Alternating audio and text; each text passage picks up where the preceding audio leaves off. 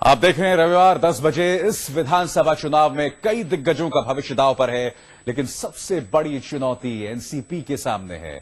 महाराष्ट्र की सियासत में अगर इस बार एमएनएस का कद बढ़ा तो इसका सीधा खामियाजा एनसीपी को उठाना पड़ेगा, और शरद पवार ये कतई नहीं चाहते। शायद यही वजह है कि शरद पवार राज ठाकरे को तवज्जो देने से बचते रहे।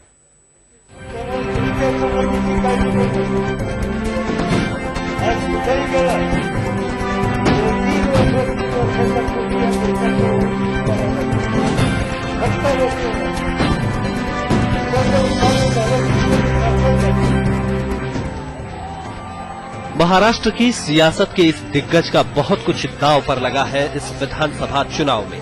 यहां तक कि एक पार्टी के रूप में एनसीपी का वजूद भी खतरे में पड़ सकता है। जानकारों का मानना है कि लोकसभा चुनाव की तरह अगर विधानसभा चुनाव में भी एनसीपी को झटका लग गया तो शरद पवार पर कांग्रेस के साथ पार्टी के विलय कर देने का दबाव बढ़ सकता है। शायद यही वजह है कि इस बार शरद पवार ने चुनाव प्रचार में अपनी पूरी ताकत झोंक दी। वो लोकसभा वाली कोई भी गलती इस बार दोहराने से बचते रहे। लोकसभा चुनाव में गठबंधन की सहयोगी कांग्रेस के साथ पहले तो सीटों को लेकर तनातनी हुई और बाद में स्थानीय नेताओं के साथ भी मतभेद उभरते रहे। चुनाव में एनसीपी को शायद इसका भी खामियाजा भुगतना पड़ा। यही वजह है कि इस बार शरद पवार ने न तो सीटों के बंटवारे को लेकर कोई किचकिच की और न ही किसी दूसरे मुद्दे पर कांग्रेस के साथ मतभेद बढ़ने दिया। लोकसभा चुनाव में भारी तादाद में उठाए बागियों ने भी एनसीपी का बेड़ा गर्क किया था। इसीलिए इस बार शरद पवार ने इस बात की पूरी तस्दीक करने की कोशिश की है कि मैदान में बागी कम से कम रहे। लेकिन शरद पवार को असली खतरा एमएनएस से दिखाई दे रहा है, क्योंकि शरद पवार ये बात अच्छी तरह समझते हैं कि विधानसभा चुनाव में अगर राज ठाकरे मजबूत होकर उभरेंगे तो सिर्फ शिवसेना की कीमत पर, और शिवसेना के कमजोर होने का सीधा सीधा फायदा कांग्रेस को मिल सकता है।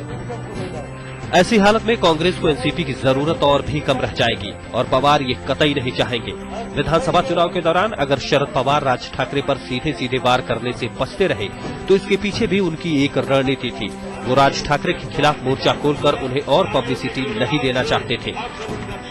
तमाम एहतियातों से भरी एनसीपी की ये चुनावी रणनीति कितनी कामयाब हो पाएगी ये तो वक्त बताएगा।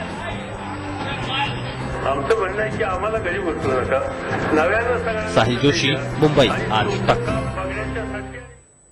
तो एक राज ठाकरे, और आप देख सकते हैं कि कितने लोगों को उसने सरदर्द दे रखा है। वक्त एक ब्रेक का।